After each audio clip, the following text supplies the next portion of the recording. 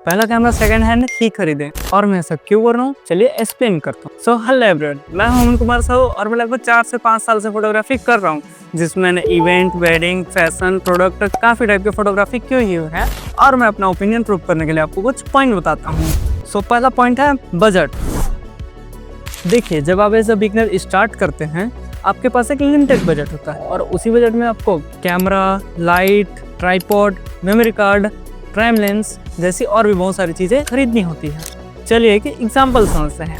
मान लेते हैं आपका बजट लगभग 70,000 रुपये के आसपास है और आप पूरे बजट का एक कैमरा ही खरीद के ले आते हैं, पर जब आप शूट करने जाएंगे आपको लाइट और वो सारी गियर्स की कमी होगी, जिनसे आपका प्रोडक्शन अच्छे से नहीं हो पाएगा। पर वहीं आप सेम बजट में एक आध साल पुराना यूज्ड कैमरा खरीदते हैं, तो बचे हुए पैसे से आप लाइट, गियर, इन सारी चीज़ों में इन्वेस्ट कर पाएंगे और आपका प्रोडक्शन अच्छे से हो पाएगा। दूसरा पॉइंट है long life of a camera. एक कैमरे की लाइफ लगभग 4 से 5 साल होती ही है। आपने अभी भी देखा होगा बहुत सारे फोटोग्राफर अभी भी DSLR का यूज़ कर रहे हैं, जो कि लगभग 3 से 4 साल पुराने होते ही हैं। फिर भी अभी भी अच्छी क्वालिटी में आपको फुल HD में वीडियो निकाल के देते हैं, एक सार पर इमेज निकाल के देते हैं।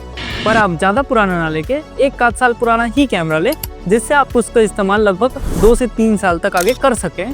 और अभी ज़्यादातर कैमरे में आपको 2 से 3 साल तक की वारंटी मिल ही जाती है।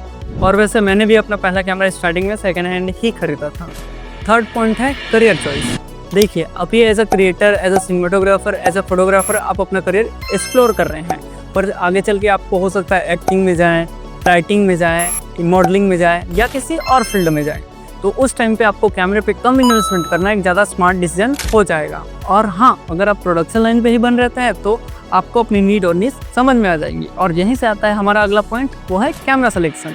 देखिए, आपको बिना काम करे अपनी नीड और नीड्स समझ में नहीं आने वाली है।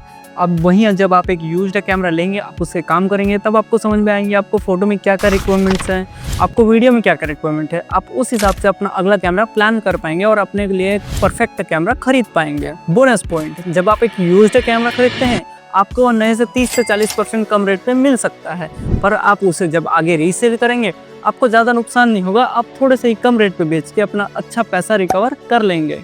हाँ, साथ ही साथ सेकेंड हैंड कैमरा खरीदने के कुछ नुकसान भी हैं, जैसे कि आउट ऑफ वारंटी होना। अभी टाइम में निकॉन और कैनन 2 साल की वारंटी दे रही है और सोनी 3 साल की वारंटी दे रही है, और आपको आउट ऑफ वारंटी कैमरा लेने से बचना है। दूसरा है हिडन और माइक्रो प्रॉब्लम।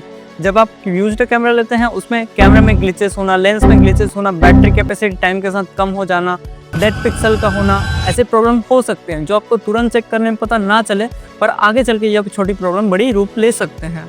और जब आप सेकेंड हैंड कैमरा ले, आपको क्या क्या चीज़ें चेक करनी है, इसके लिए मैं एक लॉन्ग वीडियो बनाने वाला हूँ, जिस वीडियो के लिए आप इस चैनल को सब्सक्राइब कर सकते हैं।